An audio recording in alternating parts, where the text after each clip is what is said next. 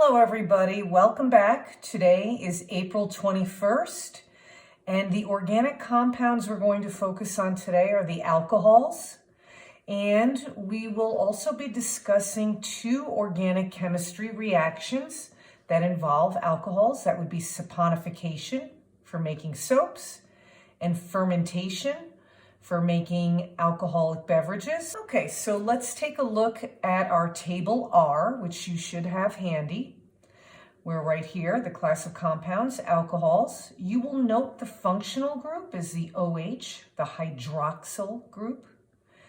And the general formula for alcohols is some group of atoms, represented by R, attached to the hydroxyl group. And we have our example here, 1-propanol, which you've actually used in the lab last month. I'll show you that shortly. Okay, so this is a flashback to last month. We conducted an experiment using viscosity rods, if you recall, and we actually had 3 alcohols in those viscosity rods that you compared. Propanol, glycerol, and propylene glycol. I'm going to show you the proper naming of these compounds according to table R and for Regents chemistry. These, of course, are proper names, but the names I show you are what's used in Regents chemistry. So the first example here is 1-propanol, okay? Also known as just propanol, but the 1 is a better name for this because it shows the location of that hydroxyl group. And by the way, isopropyl alcohol that many of us have in our medicine cabinets is this type of alcohol. Okay, another type here that you used in your viscosity rods is known as 1,2-propanediol. So let's take a look at that.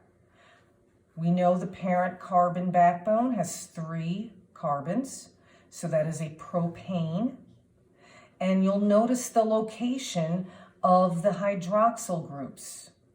The first carbon and the second carbon have the OH groups. So therefore we come up with the name 1,2-propanediol.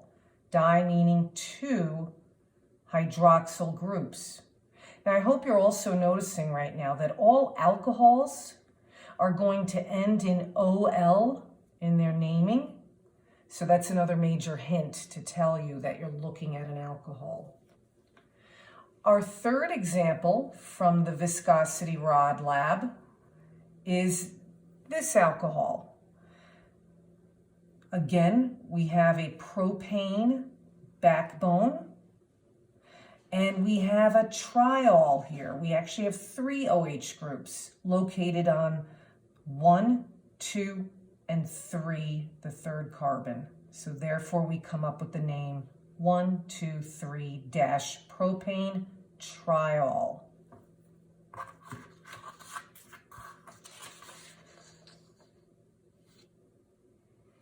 Okay, so let's look at saponification, which is one example of an organic reaction that can be used to create soap. So it's very useful. You'll see we have the reactants that need to be heated to create the products here. The first reactant is a huge compound. This is glycerol palmitate. It is from mutton fat. And mutton is mature lamb. Beef fat is often used as well in the production of soap. We react this fat with a base, sodium hydroxide in this case.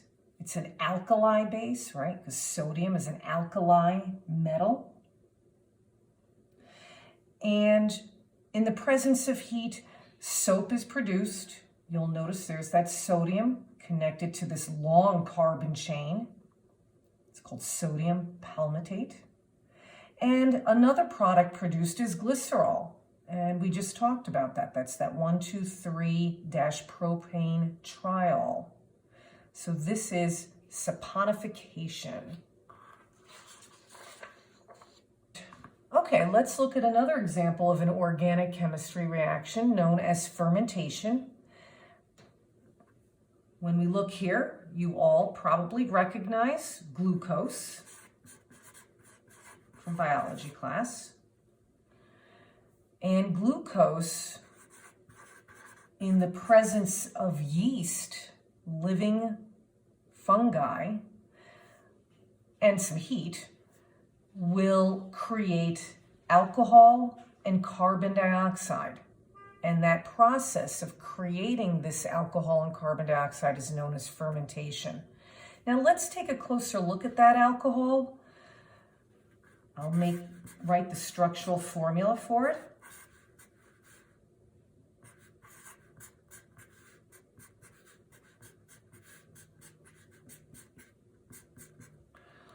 CH3, CH2, OH. We can name this. The parent backbone only has 2 carbons. It's ethanol. So this is ethanol, alcohol. Notice I'm not going to write 1 ethanol because if you recall, if the OH is on this side, it's still the first carbon. So this is a small enough carbon backbone that you do not need to indicate the location of that hydroxyl group. It could go in any of these locations, by the way, and it's still simply called ethanol. And I have a ball and stick model of ethanol here. As you can see, the 2 carbon backbone, and here is your OH group, the functional group for alcohols. That'll conclude our lesson for today. Have a great day. Bye.